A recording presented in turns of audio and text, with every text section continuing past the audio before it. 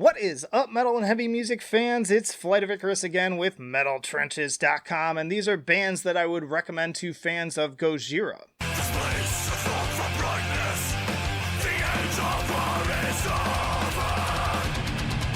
And hey, if you like to be kept up to date with the best and brightest metal bands and albums from the underground and above, then stick with me by hitting that subscribe button down below.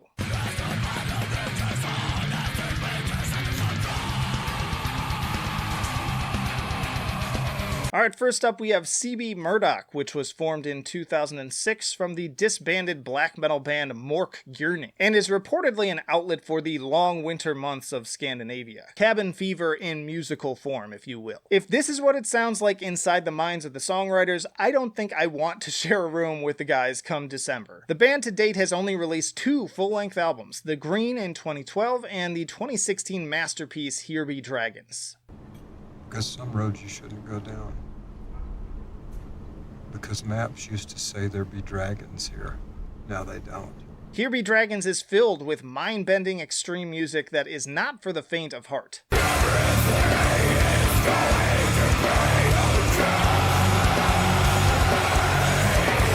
Like the creatures themselves, these tracks smell of brimstone and twist their scaled bodies through the darkness. And at the first opportunity, they will burn your sorry ass to the ground. Brood and Roaring Fires, for instance, is an astounding feat of musicianship, with the production perfectly emphasizing every tinny strike of the snare as it changes time. Guitars spiral through various acrobatics of tapping, screeching, and djenting that's like Gojira colliding with Car Bomb.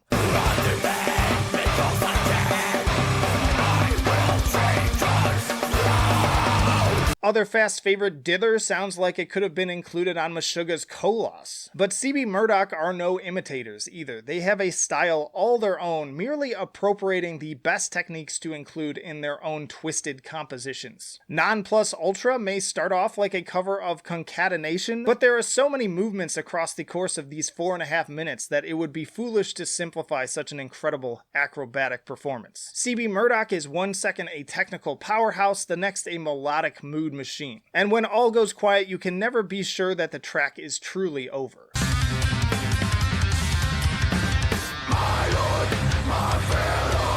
Next up, Gorod is a highly respected French group responsible for 6 full-length records to date since 2005, most recently in 2018 with Aethra. These guys have a lot going on in their sound. It's like someone took the whole spectrum of progressive death metal bands and boiled them into one highly eclectic stew. One minute they're straight up aggro like Veil of Nath, the next they're taking a more melodic angle a la Gojira. Becton in particular has undeniable parallels in sound and structure to their French brethren.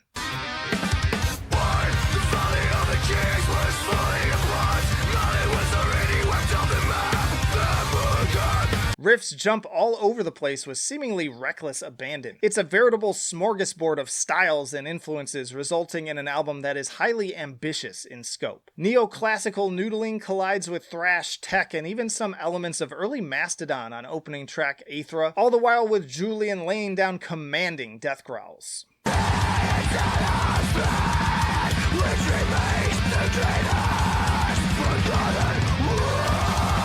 In any case, Gorod is a talented band that has a little something for everyone. Minus maybe black metal, almost every subgenre is on glorious display here. They continue to cement their status as one of the most respected underground death metal acts for good reason, and I look forward to hearing what they cook up next.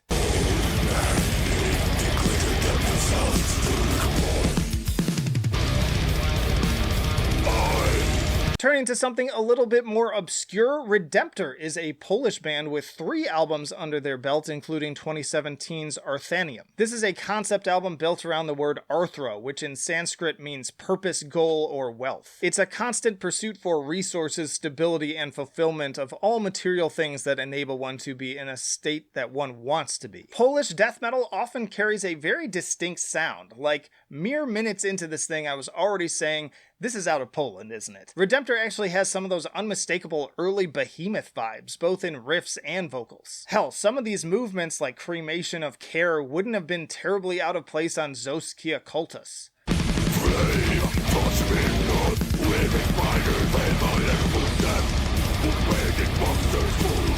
But make no mistake, these guys are a progressive death metal band. Not only are they aesthetically and technically different, I end up trading descriptors like harsh and pummeling for oddly softer adjectives like chill at other moments. Arthaneum has its heavier moments for sure, and the band rarely ditches distortion or growls, but something about the presentation has this oddly soothing flow to it. Aside from the expansive titular centerpiece, even chuggy tracks like Semantic Incoherence have a certain Gojira-esque hypnotic groove that lull me into peaceful submission.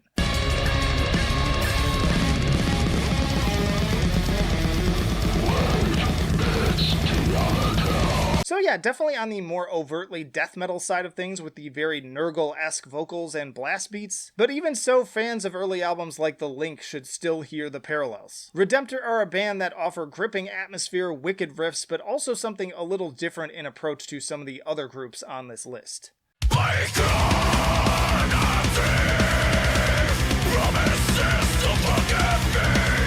Then progressive death metal unites with foreboding post-metal for Chilean group Target. This mysterious band seemingly came out of nowhere to blow my mind with 2019's Deep Water Flames. An album both impressive in scope and pretty darn unique in its approach, so much so that none of the above bands alone truly capture the same essence. The alternations between genty technical riffs with bleak, expansive post-metal set my head spinning with wonderful confusion from beginning to end.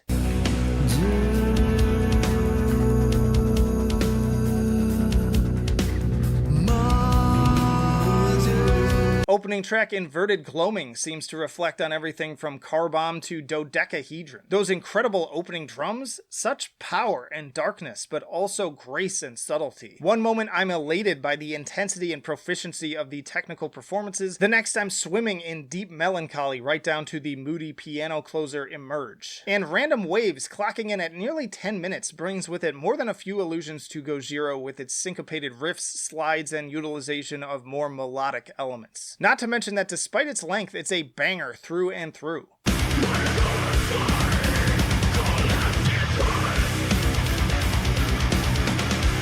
A stunning display for a band really just hitting the ground for the first time. I am in awe of this album on all fronts, from sheer enjoyability to the musicianship, of course. I even gave them extra points for innovation in that their sound really does stand out from the crowd. There are just so many strengths on display here from square one, and the incredible dynamics really make the louder moments pop. Must-listen stuff that would be very easy to miss and epitomize why I do lists like this to begin with.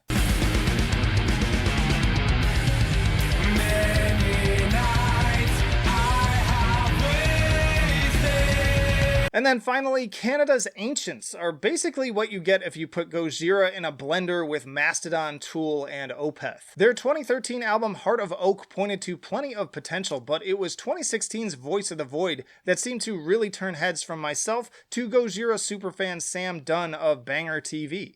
Big, loping, 6/8 epic riff. Everyone playing in this band does a fantastic job, from the killer drumming to the whirlwind of guitar riffs and intense bouts of death vocals. There's also just so much variety on display on tracks like Following the Voice and the very Blood Mountain-esque Pentacle.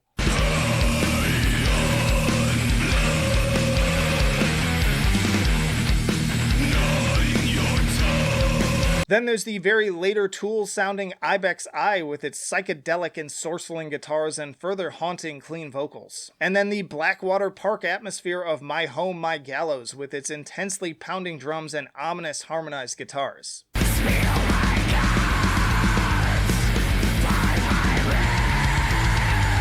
But regardless of approach, this entire album is a hook-hungry thrill ride through and through, with expansive highs and lows in the vein of some of the best and brightest modern progressive acts out there. Another band probably more in the category of bands you would enjoy on the same bill as Gojira, even if their sound is a bit different in a number of ways. And that's it, y'all. Those are 5 bands that I would recommend to fans of Gojira, but now it's your turn. Let me know down in the comments what other bands would you recommend to people who are a huge fan of this band. And then don't go anywhere, because I got plenty more more videos coming right after this one. I have a whole series now of these bands like. I have bands like Opeth, bands like Mastodon, bands like Between the Buried and Me. The list goes on at this point, and I love making them, so I'm going to continue doing so. But also full album reviews of new releases, interviews with bands on the podcast, discography tier lists, you name it, we've got it. So plenty of reasons to subscribe if you have not already. You can also chat with me and several other metal YouTube creators on the Discord and support on Patreon. But that'll do it for now. Flight of Icarus signing off. I will see you in the trenches.